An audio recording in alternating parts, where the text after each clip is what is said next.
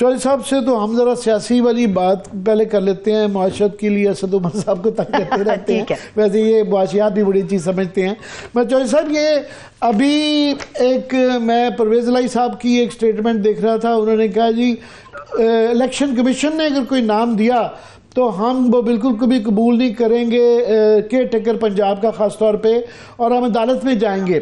मेरा ये ख्याल था या हम में से कुछ लोग सोच रहे थे कि कल ये खबर भी थी कि इस बात का इम्कान है कि बजाय इसके कि बहुत ही कंट्रोवर्शियल नाम जो दिए हैं पीडीएम की तरफ से आए हैं, उनसे बेहतर है इलेक्शन कमीशन ही कोई नाम दे ले। अगर तस्वीर नहीं होता, आपके नाम नहीं कबूल हैं, तो मेरा ख्याल था कि नाम का इंतज़ार तो कर लें, देखें शायद इलेक्शन कमीशन, हालांकि वहाँ से आपके नज़दीक कोई अच्छी खबर नहीं आई, शायद बेहतर हो वो नाम सुने बगैर ही उन्होंने ये कह दिया। पहली बात तो ये है कि कानूनी तौर पर या आइनी तौर पर क्या इलेक्शन कमीशन का इख्तियार है जब तस्वीर नहीं होगा, वो कैसे होगा? दूसरा, क्या आप इस बयान को दानिशमंदी समझते हैं?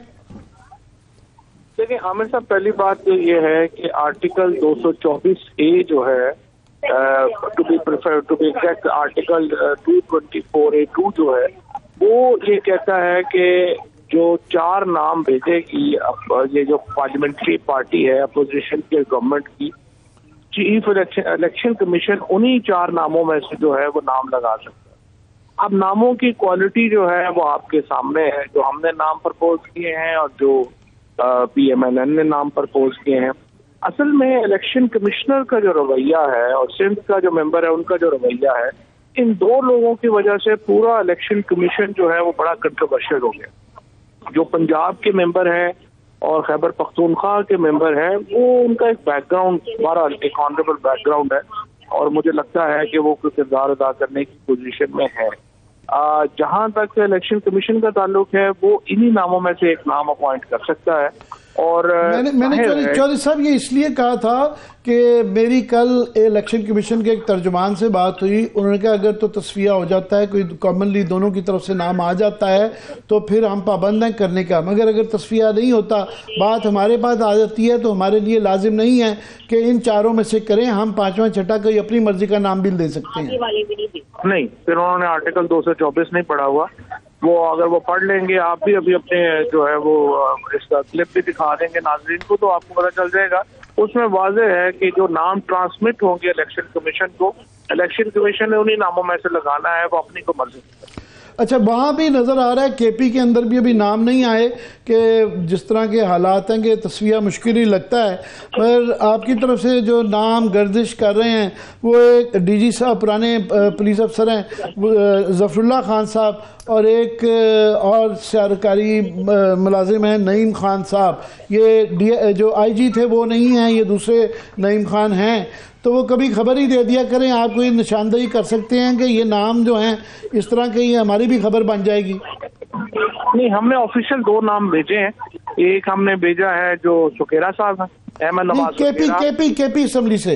हाँ, केपी असम्बली में हमने पहले एजाज अफसर साहब से पूछा था, जस्टिस रिटायर एजाज अफसर साहब से, उन्होंने जो है वो माजरत कर दी। और अभी जो 2 नाम है जो आप नाम ले रहे हैं, इनमें से भी ये भी अंडर कंसिडरेशन है और नाम कुछ और भी अंडर कंसिडरेशन है। मेरे ख्याल सुबह तक फाइनल। चले, अभी थोड़ा सा कराची पे मैं व्यू चाहूँगा कि पहली बात तो ये है कि वो एक वहाँ पे जिस किस्म की आपको एक शिकस्त ही हुई है, जिस तरह, क्योंकि आप सबसे बड़ी वहाँ की कराची की पार्टी थे, तकरीबन 9 इलेक्टेड सीटें जो थी आपकी थी 50% से ज़्यादा थी, और ये 3रे नंबर पे आप चले। ठीक है, आप कहते हैं कि जी धांधली की वजह से हुआ, मगर धांधली के बाद अब काफ़ी लोगों का, आपके लोगों को उम्मीद थी कि जमात इस्लामी आपके साथ मिल के कोई मेयर का फैसला कर ले, मगर अब नज़र आ रहा है कि पीपल्स पार्टी और जमात इस्लामी मिल के मेयर बना रहे हैं, तो आप तो कराची से आउट हो गए हैं।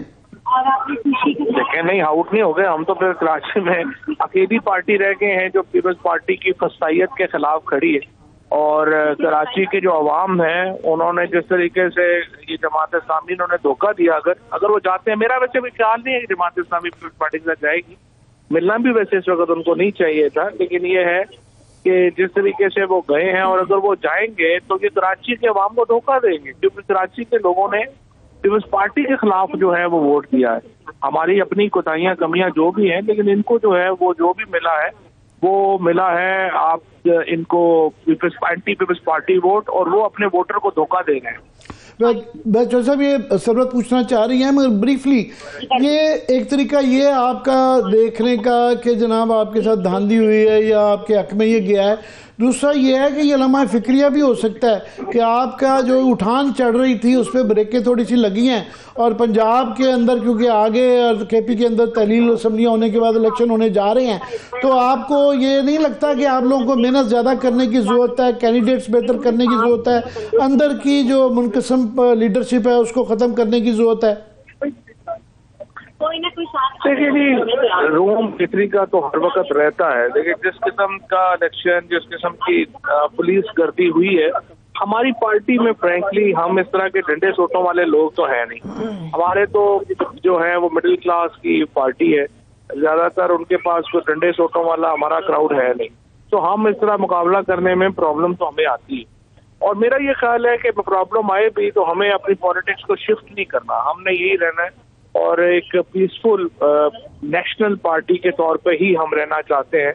हम कोई डंडा बरदार फोर्स है ना बनाने की को इमरान खान की कोई सोच है, ना ही हम बना सकते हैं, ना ही हम कोई सहलियत हासिल करना चाहते हैं ये कि हमको बाय फोर्स पुलिस का और इनका मुकाबला कर सके। ये सर्वत सवाल पूछना चाह रही है फवाद चौधरी साहब। एक तो ये कि लंदन से राना सनाउल्लाह साहब ने अपना बयान दिया है कि मुमकिन है जिस सूबे के इलेक्शन की बात आप और आमिर साहब कर रहे हैं, वो कहते हैं कि मुमकिन है कि 3 महीने में हो ही ना सके वो इलेक्शन। पहला पॉइंट तो ये। दूसरा ये कि नेशनल असेंबली के इस्तीफों में पहले 11 गए, फिर 35 गए, अब शुनीद है कि शायद 25 और उड़ाने के करीब है राजा स्पीकर साहब जो हैं। कहा जा रहा है कि मुमकिन है कि आप लोगों को ज़हनी दबाव में लाने की एक कोशिश है, क्योंकि पंजाब में आपने एक सरप्राइज दिया, विफाक में वो लोग आपको सरप्राइज कर रहे हैं। सच्ची बात तो यह है कि हमारी पार्टी के अंदर एक बहुत बड़ी ओपिनियन ये है कि आप अभी इलेक्शनों में जल्दी ना करें और ये इलेक्शन को जरा देखें और इनको लग पता जाएगा। अब ये सूबों में तो ज़ाहिर इलेक्शन होने हैं, वो तो 90 डेज के आगे जाते नहीं है। राना सनाउल्लाह साहब का भी 9 महीनों में जो शौक है वो अगर पूरा नहीं हुआ तो इंशाअल्लाह ताला अगले जो चंद हफ्ते हैं, जब इन्होंने अभी आज लंदन की मीटिंग में उन्होंने देखे ना, आप 3 दिन से आप आमिर मतीन साहब तो बड़े बाखबर सहाफ़ी हैं, आपको पता है कि 4-4 घंटे की मीटिंग्स हो रही हैं और अभी तक IMF के प्रोग्राम के जो मंजूरी के लिए जो शराइत हैं उनके ऊपर पाकिस्तान में अमल दरामद नहीं हुआ। और आप तो अभी आपसे कुछ देर पहले आप मईशत के ऊपर बात कर रहे थे, वो आपके सामने है। अब ये डिसाइड ही नहीं कर पा रहे शुरू से लेके अब तक कि चाहते क्या है, ये रहना चाहते हैं और IMF के प्रोग्राम में जाना चाहते हैं या ये इलेक्शन कराना चाहते हैं। ये PMLN की अपनी कंफ्यूजन ने उनकी पॉलिटिक्स का तो बेड़ा गर्क कर दिया और अब अगले 3-4 महीने अगर रहना चाहते हैं तो ये बिल्कुल ही दफन हो जाएंगे। हमें प्रॉब्लम नहीं है, हम तो जो इलेक्शंस के लिए हम तैयार हैं और पाकिस्तान को इलेक्शंस की जरूरत है। इस वक्त PTI का ये प्रॉब्लम नहीं है, पाकिस्तान का प्रॉब्लम है कि इलेक्शन हो और हम एक स्टेबल हुकूमत की तरफ बढ़े जो जिसके पास वो पॉलिटिकल कैपिटल हो कि वो मुश्किल मुआशी फैसले कर सके। और ये सारी कहानी। चौधरी साहब, ये तोशा खाने की इतनी तफसीलात बिट्स एंड पीसेस में आती रही हैं। आज लाहौर हाई कोर्ट में गवर्नमेंट ऑफ पाकिस्तान, वफाकी गवर्नमेंट ने यह कहा है कि जनाब रिपीट किया है कि जनाब ये कौमी सलामती का मसला है कि अगर ये बता दिए गई तफसीलात बता दी गई तो उससे पाकिस्तान की सालमियत को खतरा हो जाएगा। ये देखिए ना, ये तो इतना बड़ा यू टर्न है। आप इमरान खान, अब से सिर्फ 3 हफ्ते पहले जो इमरान खान की घड़ी थी और तोशा खाना था वो सबसे बड़ा पाकिस्तान का मसला था।